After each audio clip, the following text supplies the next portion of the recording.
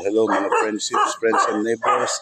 Nandito po tayo sa Barangay Dadap, ang Solano, Nueva Vizcaya. At kasama po natin dito yung ating mga BFF or Best Friends Forever. At con todo suporta sa ating kampanya bilang konsehal ng Bayambong. At dito po namin ginagawa yung mga frame ng napakalaking tarpaulin na gagamitin namin sa motorcade na gaganapin sa Sabado, this coming Saturday. At ako'y walang sawang magpapasalamat sa aking mga bats, St. Mary's SMC, Bats 1971, sa kanilang tiwala na i-endorse po ako para sa ating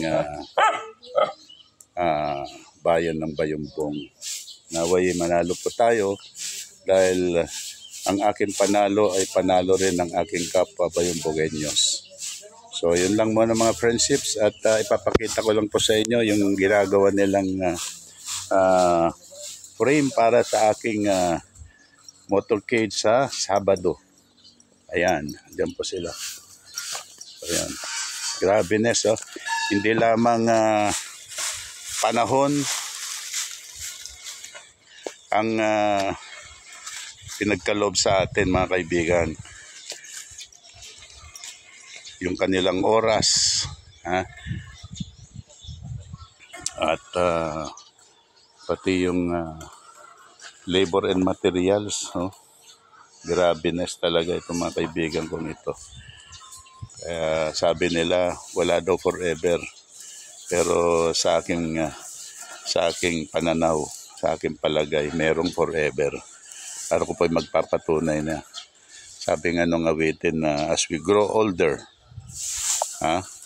as we grow older, nababawasan daw ang ating kaibigan.